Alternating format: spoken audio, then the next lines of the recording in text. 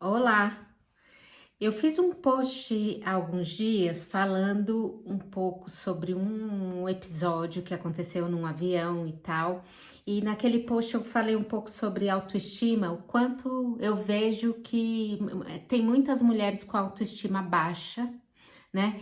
E eu queria agora falar um pouco sobre isso. Baixa autoestima, na verdade, ela vem da gente acreditar num engano, numa ilusão, da gente se identificar com uma imagem que nos foi imposta, talvez socialmente, ou com um evento da vida, né? E ela é restabelecida quando a gente se desidentifica desse engano e se conecta com aquilo que é real, com aquilo que a gente é de verdade, lá no fundinho, lá dentro, com aquilo que é inato pra gente. Então, a gente que é mulher sabe que, apesar de estarmos no século 21, ano de 2022, ainda tem né, uma sociedade que favorece muito o homem. O homem pode tudo e a mulher não pode nada. Então, o homem sai para trabalhar, ele vai ganhar bem mais que a mulher, bem mais que o suficiente para se manter e para viver confortavelmente. E a mulher tem sempre que fazer mais para ter o mínimo, que é se manter. E para o homem, interessa que a mulher fique nesse lugar. Quanto mais a gente se sentir fraca, desempoderada, sem dinheiro, mais poderosos eles se sentem. Eu vejo isso com as minhas clientes, eu vejo isso na minha própria vida, com as pessoas com quem eu converso, sobre o quanto, às vezes, né, um incentivo de um parceiro para que a mulher possa fazer as coisas que ela quer fazer, ter um sonho, conquistar, né, aquele sonho, o quanto a falta de incentivo do parceiro atrapalha, a mulher se sente ali presa, eu queria fazer, eu queria morar ali, eu tenho esse sonho de fazer isso, mas eu não faço porque meu marido isso, meu marido aquilo. Então, minha gente, o que resta é a gente levantar a autoestima uma da outra, mas principalmente nós sermos capazes de levantar a nossa própria autoestima. E é isso que a gente vai tentar trabalhar aqui um pouquinho.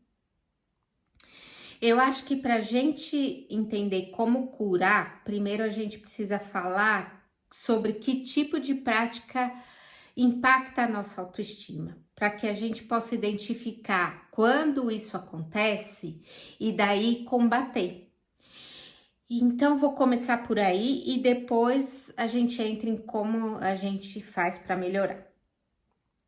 Primeiro, a gente pode falar que a autoconfiança, que é a irmã da autoestima, surge na infância, quando a criança tem aquela fase em que ela tá aprendendo a cair e levantar sozinha, a dominar aquele espaço físico. E ali nesse dominar, cair, levantar, ela vai reconhecendo as suas capacidades. Agora, veja que essas coisas que eu disse, cair, levantar, dominar o espaço, ocupar o espaço, são coisas que a gente usa na vida adulta, são termos que a gente usa que são aplicáveis para outras coisas da vida adulta. Então, é isso. Aquilo que aconteceu na infância vai refletir aqui mais para frente. E uma mãe que tá sempre com medo, que não deixa o filho brincar para não se machucar, que tá sempre tentando proteger aquela criança, e não quero falar mal das mães, tal, é só uma coisa, né, protetora mesmo. Essa mãe também tá interferindo no desenvolver dessa autoconfiança. Então, se a criança começa a achar que tudo é perigoso, isso cria uma proporção muito maior na vida adulta, né? Então, o impacto da autoestima começa por aí. A mãe que vive sob a perspectiva da sociedade do medo, que a vida é perigosa, o mundo é perigoso, ela não só não confia no mundo, como ela também não confia na capacidade do filho dela, filho ou a filha dela, dizerem ou informarem qual é a necessidade deles. Então, isso também passa para a vida adulta. A gente deixa de informar o que a gente precisa, quais são as nossas necessidades. A comunicação não violenta, ela fala muito sobre isso, né? Ao invés da gente reclamar, de chorar, de cair no lugar de vítima, para a gente comunicar o que é que precisa. Mas se você não aprendeu isso na infância, então agora na vida adulta, para desenvolver isso, é um caminho mais árduo. Dá para fazer, mas é um caminho um pouco mais difícil. E essa pessoa adulta, ela não só não comunica o que precisa, como também muitas vezes ela nem sabe qual é a necessidade dela, ela nem sabe do que precisa.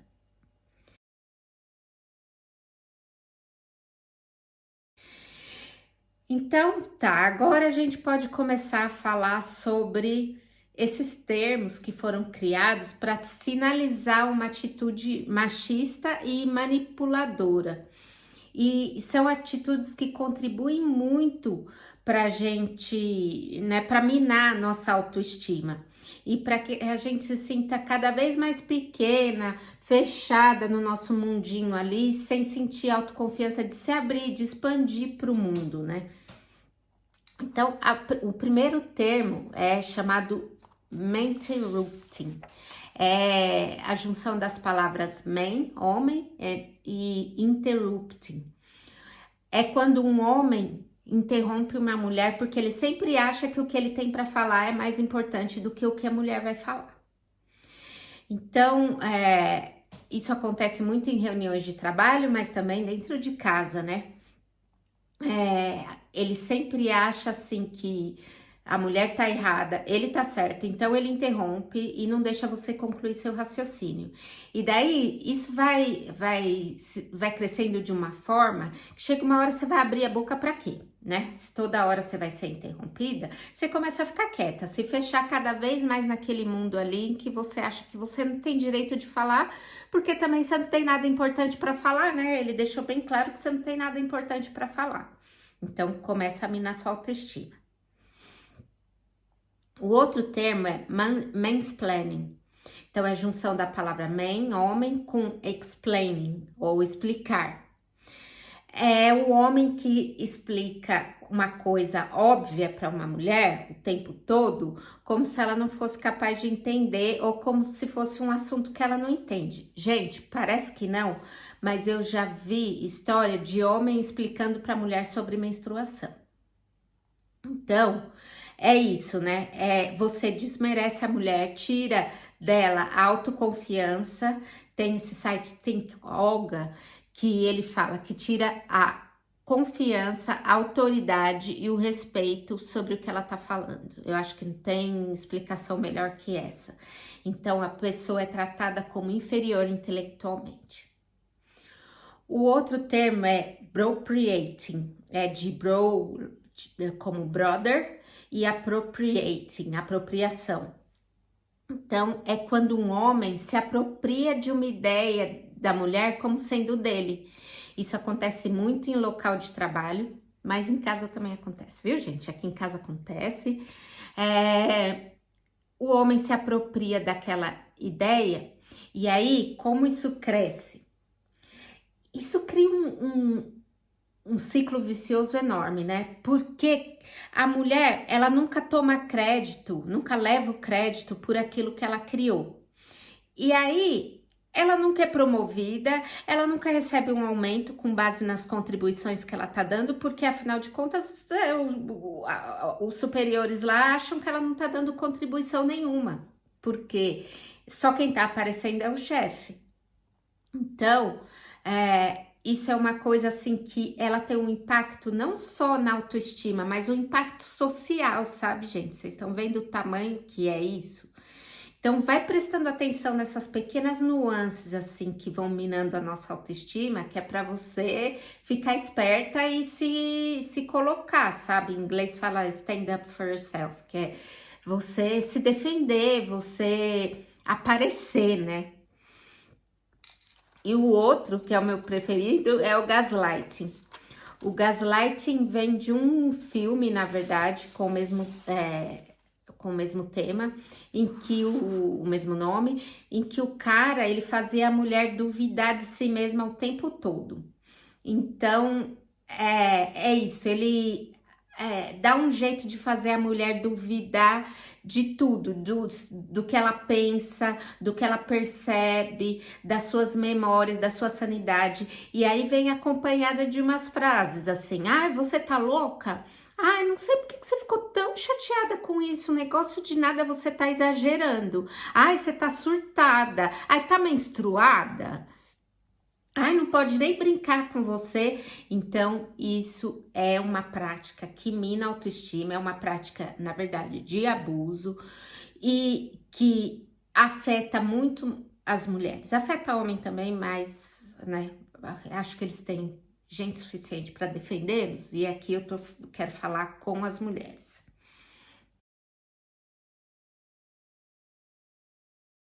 Falamos sobre o problema, agora podemos falar sobre as soluções, sobre o que pode curar um pouco a nossa autoestima, né? Então, o que cura a autoestima é lembrar do que a gente já é, daquilo que eu falei lá no começo, aquilo que é o nosso centro, o nosso cerne, aquilo que a gente tem, que nasceu com a gente, né? Que é inato. E é por isso, gente, que eu tenho batido tanto nessa tecla da gente olhar para nossa história de vida. Porque é na nossa história de vida que a gente vai descobrir quem a gente é, qual é o nosso poder, qual é a nossa força, né? Na nossa história de vida que a gente vai ver aquilo que foi esquecido, porque a gente ficou ouvindo só o engano, só o que outra pessoa pensa a respeito de nós. Ao invés de olhar para o que é fato, porque a gente realmente, efetivamente conseguiu fazer. Então começa ali o seu marido, o seu chefe, né? Ou a sua chefe também, pode ser, duvidando de uma coisa que você fez, né, de uma iniciativa que você tomou, de cada pequena decisão que você toma, até o ponto que você começa a duvidar de si mesma de uma tal maneira que você já não consegue funcionar na vida. Se você não consegue comprar uma panela certa, então como você pode abrir uma empresa?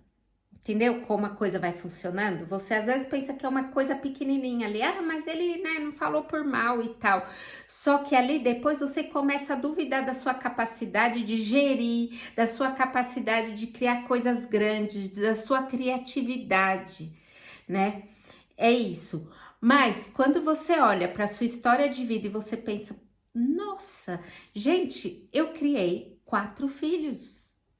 Eu criei 4 filhos, 4 vidas dependeram de mim, né? Como é que eu não sou capaz de abrir uma empresa? Como é que eu não sou capaz de vender bolo? Como é que eu não sou capaz de cozinhar para fora, né? Então, você começa a ver e questionar, quando foi que eu comecei a acreditar que eu não era mais capaz de fazer coisas que eu fiz a minha vida inteira, sabe? Tem essa comunidade, né, chamada O Lugar, que fala que a autoestima tá ligada à autocompaixão. E que a autocompaixão, por sua vez, só vem quando a gente acredita que existe uma saída. Então, o que a gente vai tentar fazer é isso, né? Voltar a acreditar que tem uma saída. Tem um filósofo chamado Gil Lipovetsky, que relaciona a perda do trabalho à perda da autoestima. Então, porque ele fala que a perda do trabalho é a maior perda da liberdade que a gente pode ter, né? Então, de novo, vem a questão do engano, né? De você se identificar ou acreditar que você é aquele cargo que você tinha quando você tinha um trabalho, ou um diploma que você não tem, né? Você não é ninguém porque não tem um diploma, ou que você só é aquilo que você fazia, aquela coisa que você fazia na juventude e que agora você não pode fazer nada. E isso é uma identificação com uma coisa que é provisória, ilusória, é algo que não é perene, né? é algo temporário. Então, quando muitas pessoas, quando elas perdem o trabalho, quando elas não têm um trabalho, porque né, ficaram às vezes dependentes de um marido a vida inteira e agora não sabem nem por onde começar, isso também impacta a autoestima. E na fase da maturidade isso é pior, porque uma pessoa na maturidade arrumar emprego já é difícil. E muita gente, quando está se aposentando ou em fase de aposentar, eles têm muito nessa queda da autoestima por achar que não tem mais serventia para a sociedade ou para eles mesmos, né? Para si mesmo. Então, agora também, né, com a pandemia, muita gente perdeu o emprego e isso impactou a autoestima. O que eu quero falar aqui é que quando a gente pega esse tempo para revisar a nossa vida, para olhar a nossa vida, aproveita que você tá sem emprego, que você tá aposentada, que você tá ali sem saber o que fazer, e aí pega esse tempo para revisar a sua vida, para olhar como foi a sua história, para fazer uma linha do tempo, porque ali você começa a redescobrir coisas que você sempre pôde fazer. Você não precisa de um empregador que proporcione um título para você saber quem você é, porque isso é só o que você pode fazer, não é o que você é. Aí, quando você pega e revisa a sua vida, você descobre capacidades como a resiliência, a criatividade. Você vê que você é capaz de trabalhar com poucos recursos. Você relembra de capacidade de liderança. Vê que é bom com crianças, com pessoas idosas.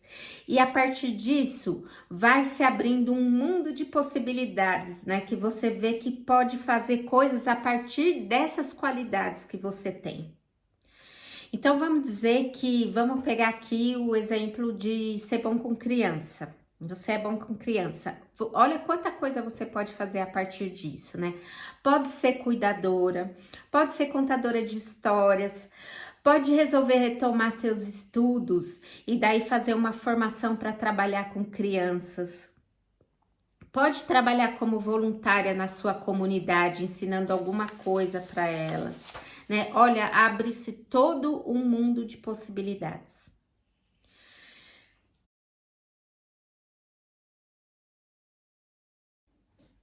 Tá, outro exercício que a gente pode fazer é pensar nas qualidades que a gente admira em outra pessoa e ver que muitas vezes você já tem essa qualidade, né? Esse é um exercício que eu aprendi com a Delmari e o Marcelo. Então, você vê, por exemplo, uma pessoa que tem uma qualidade enorme de mediação, é um diplomata nato, né? E aí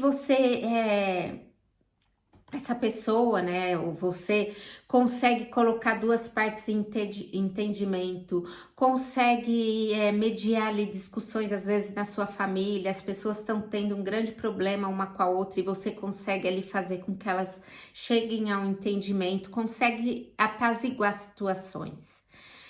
Então, pare e pense, quando você fez isso? Daí você escreve e pensa o que você pode fazer a partir disso, o que isso te possibilita fazer. E assim, não subestime essas qualidades, né? Por exemplo, eu tenho uma amiga que ela tem uma capacidade excepcional de conectar pessoas. Então, se eu precisar de um Airbnb lá na China, eu vou ligar para ela.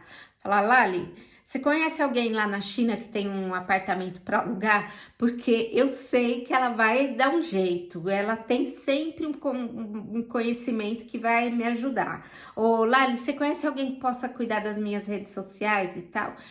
Essa é uma habilidade que você pode monetizar, você pode vender. Então, não subestime as suas habilidades, as suas qualidades, né? Ou você é uma boa conselheira. Sabia que agora tem curso para aconselhamento? Ou você pode usar a qualidade do jeito que você já tem e usar, sistematizar, né? Ou você pode aprimorar, fazer um curso e transformar numa outra coisa. Por exemplo, no MBTI, que é uma das ferramentas com as quais eu trabalho, a gente faz um teste para verificar a sua personalidade, né? E ali a gente vai ver quais são as suas qualidades e quais são as suas carências. Então, por exemplo, eu sou uma pessoa que tem o tipo S. O tipo S é de sensação, então é um tipo que tá muito ligado ao que ele pode ver e sentir com os sentidos mesmo, né? Então é uma pessoa que ela consegue ver aquilo que tá ali, aquilo que existe. É difícil para uma pessoa S imaginar um projeto, uma possibilidade, uma planta de um imóvel, né? E qual que é a beleza do MBTI? É que quando você não tem uma certa qualidade, você sabe que você não tem aquela qualidade, você vai se aliar a uma pessoa que tem. É isso, né? Então, muitas vezes eu contratei essa amiga, a Lali, que é uma pessoa N, né? Então a gente diz que o S ele vê a árvore e o N vê a floresta. E isso não é menor ver a árvore, porque o S consegue prestar atenção nos detalhes, que é uma coisa que uma pessoa que é N vem de intuição em inglês, né? Ela consegue ver o todo, mas ela se perde nos detalhes, ela não consegue se concentrar nos detalhes. Então, a união dessas duas pessoas faz uma parceria perfeita, né? Então, a beleza do autoconhecimento que eu sempre falo é essa: você descobre quais são as suas qualidades, você não ignora as suas qualidades e você descobre aquilo que não tem.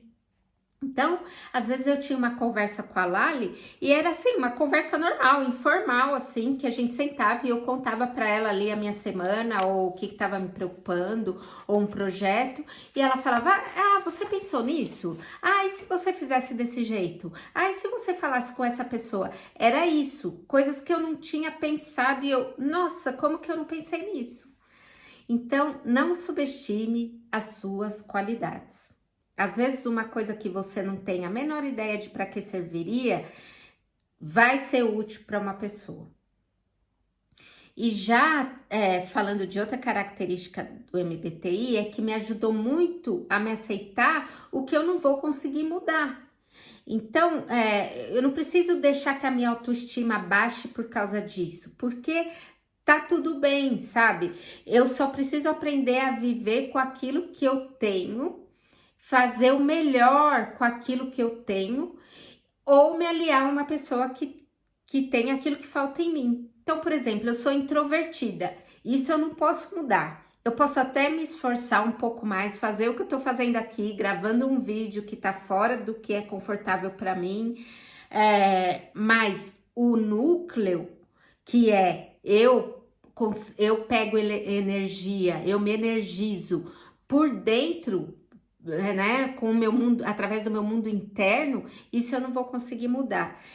E pronto, eu aceito isso. E daí, gente, a beleza, o presente disso é que quando você sabe o que você é, você também sabe o que você não é. Então, quando um homem me chama de burra, eu sei que eu não sou burra. Eu só sou uma pessoa que ela vê detalhes e ela não vê o todo. Quando um homem me chama de antissocial, eu sei que eu não sou antissocial. Eu sou introvertida, que é uma coisa completamente diferente. Eu preciso de mais tempo sozinha para que eu possa voltar para o meu mundo interno e processar as coisas. Mas eu não sou antissocial. E eu tô em paz com isso. Então, é isso que eu quero trazer para vocês hoje, sabe? Se conheça, porque dentro desse autoconhecimento tá a sua força.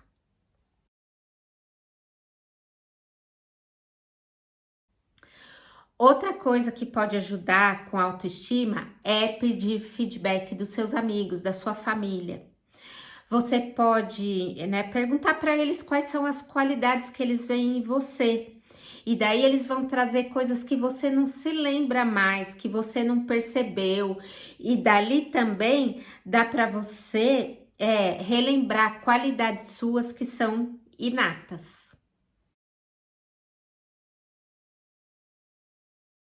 Bom, quem me conhece sabe que eu sou muito a favor de medicina holística, né? E quando eu estava fazendo meu tratamento da Ayurveda, uma das coisas que a médica me indicou foi assim um processo de autocuidado à noite. Isso consistia em fazer uma oleação, né? Passar óleo no corpo. Cada tipo de pessoa, cada dosha vai ter um óleo diferente, então não vou falar muito sobre isso. E fazer uma automassagem. Era um gesto de carinho e cuidado comigo mesma e também para não ficar colocando química no corpo. Mas outra coisa que ela me ensinou foi para eu escrever coisas positivas a meu respeito. Então podia ser coisas que eu tinha alcançado naquele dia, coisas que eu tinha feito de bom, qualidades que eu podia ver em mim. E até ela falou: e quando não tiver, você escreve como se tivesse. Mas eu vou dizer para vocês, quando você começa a fazer esse exercício, sempre tem. Você começa, né? No começo você começa a ver 4, 5 qualidades, mas ela falava para colocar sempre 10, 20 mais, né? E depois assim vai aparecendo organicamente, sabe? É um exercício, é como um músculo que você vai trabalhando aquele músculo ali, e chega uma hora que ele tá fortalecido. Então, eu vou usar um exemplo de hoje, né? Então, se fosse hoje, eu ia escrever. Hoje eu fui pro coworking, mesmo que eu não tava me sentindo bem. Nossa, que disciplinada que eu sou. Sou muito disciplinada. Eu também consigo usar meu tempo de uma maneira muito inteligente, muito esperta. Eu hoje, ao mesmo tempo que eu desci, eu já resolvi isso, resolvi aquilo, resolvi aquilo. Então, eu sou muito boa nisso. E além de tudo, eu escrevi o texto que serviu de base para esse vídeo. Então, assim, nossa, que capacidade maravilhosa que eu tenho de escrever coisa quando eu nem sei como é que eu vou começar a escrever. Pronto, tá aí eu me elogiando. E você pode fazer a mesma coisa, pegar ali o seu dia e usar esse seu dia para servir como base para aumentar a sua autoestima.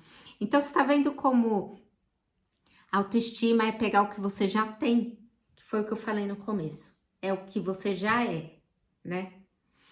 Até teve um dia que ela me deu uma bronca feia mesmo, porque ela me perguntou: você fez isso? Não, ela, não, tudo bem, aos poucos você vai entrando na rotina. Aí aquilo, né, isso também não fiz. Aí ela falou: mas o caderno você tá fazendo? Eu falei: não, o caderno não fiz essa semana. Aí ela espanou, ela, não, o caderno, isso você não pode pular. Trabalhar sua autoestima, isso você não pode pular. O resto a gente deixa pra lá, mas isso é primordial. Porque, é claro, é melhorando a minha autoestima que eu vou funcionar no mundo, né?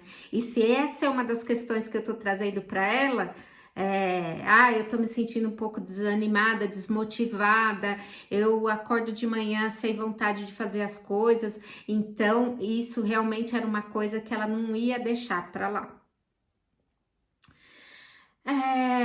E o bom de fazer isso, além de tudo, melhora a sua qualidade do sono. E o sono, por sua vez, afeta a sua saúde mental, tem um impacto na sua saúde mental, ou seja, também impacta a sua autoestima.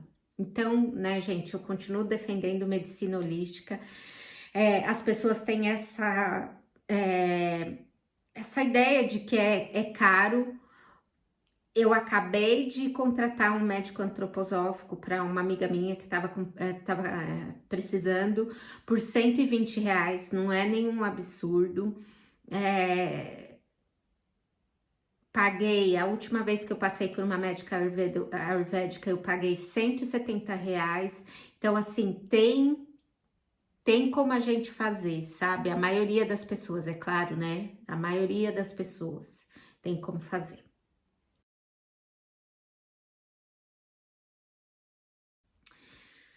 Bom, uma outra coisa que a gente pode falar. Quando é que você sente, em que área da sua vida você sente a sua autoestima boa? Então pega aquilo e aumenta o número de vezes que aquilo tá na sua vida. Por exemplo, quando eu cozinho e alguém elogia, meu marido elogia, eu não tenho vontade de falar, imagina essa coisinha simples aqui que eu fiz. Não, eu aceito o elogio de boa, porque eu adoro a minha comida, eu acho que eu cozinho bem, então essa é a área em que a minha autoestima tá forte. Então, exercita mais aquilo onde a sua autoestima tá forte. Eu agora comecei a fazer coisa e congelar e tal, porque é a hora em que eu me sinto bem. E se eu passar uma boa parte do dia me sentindo bem, aí quando vier outra coisa que impacta, que abala a minha autoestima, eu tô forte. Sabe? É como se você, sei lá, eu não gosto de tomar remédio, mas você toma remédio para gripe e daí você tá forte para fazer outra coisa. Então, pega aquilo, vê aonde a sua autoestima tá boa e usa aquilo a seu favor.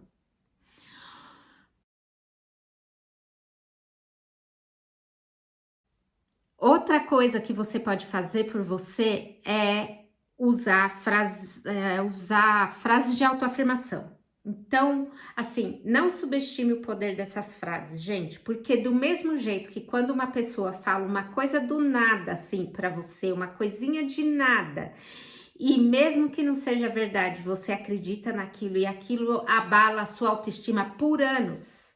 Você pode usar o contrário, usar o poder da palavra de uma coisa, mesmo que ela ainda não seja verdade para você, para curar a sua baixa autoestima. Então, eu vou colocar aqui alguns exemplos, mas você pode criar suas próprias frases também, aquilo que fizer sentido para você. A Louise Hay, por exemplo, ela tem várias afirmações positivas, tem áudios que eu uso sempre, tem uma que eu gosto muito, eu uso quando eu saio de casa, que eu amo a todos e todos me amam. Tem uma que é eu me amo e eu me aprovo, eu me amo e me aceito como eu sou, mas tem várias outras. Eu vou deixar na descrição desse vídeo um áudio com as afirmações dela. E é muito bom você ouvir esse áudio quando você está dirigindo, quando você está lavando louça. Daí você pode também pegar uma e colocar na carteira, colocar na porta da geladeira para você ver sempre. Aí quando você achar que aquela frase já tá trabalhada ou que ela tá perdendo o sentido para você, você olha ali na geladeira, já não vê mais, você muda para outra. O Deepak Chopra também indica uma frase para a gente usar todos os dias, que é: eu sou completamente amada, eu sou completamente amável, ou que pode ser amada, né? Eu sou completamente amada e eu mereço ser amada. Olha que bonito, né? Então, você pode criar a sua própria.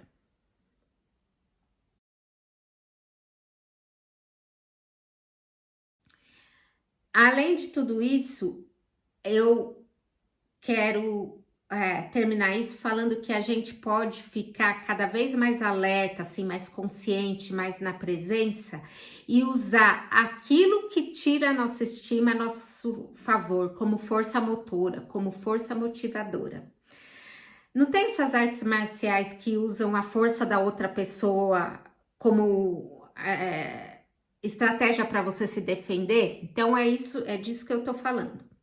Então, por exemplo, eu conto no meu livro A Namorada do Dom que tinha uma pessoa, né, com quem eu trabalhava, então eu tinha uma empresa em sociedade e aí tinha uma pessoa que trabalhava pra gente.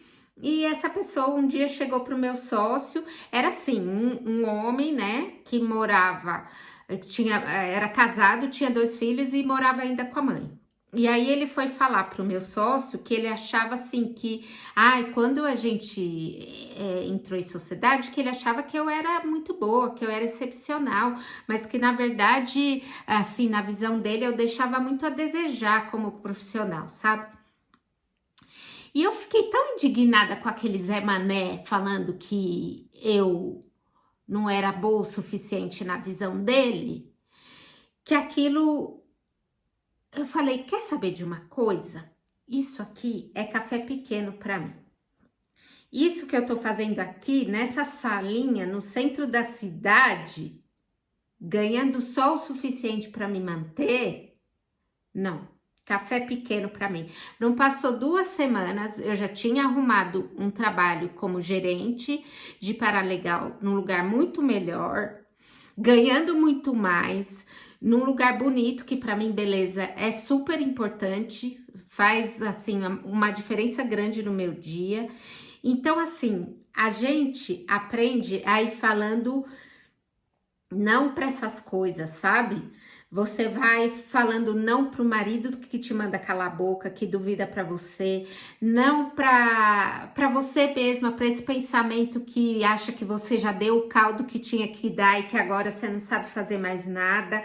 E aos poucos a gente vai usando isso para retomar nossa força e abrir espaço para que coisas maravilhosas aconteçam.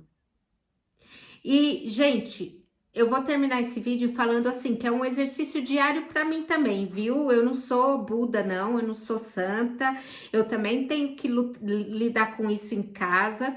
Olha, meu marido, como vocês sabem, é branco, é europeu, ou seja, topo da cadeia, e ele não quer sair de lá, tá confortável para ele lá. Agora, para uma pessoa estar no topo, outras têm que ser consideradas embaixo. Então, aqui para mim, todo dia também é uma luta, eu tenho que exercitar isso. Agora, a Delmar, ela fala que a mente intuitiva é o próximo passo para a evolução. Que a gente tem que pegar essas coisas que acontecem com a gente e ver como nós podemos transformar. O meu próximo passo evolutivo é saber como dizer não para essas coisas agora, no amor, na compaixão, sem brigar. Isso é o que eu tenho que agora aprimorar na minha vida. E a comunidade O Lugar fala sempre que para a gente desenvolver compaixão, a gente vai desenvolver compaixão pelo outro, mas também a gente tem que desenvolver autocompaixão. Então, é isso. Vamos trabalhar nossa autoestima para a gente poder também impactar melhor o mundo. E vamos nessa caminhada juntas. Beijo, até a próxima.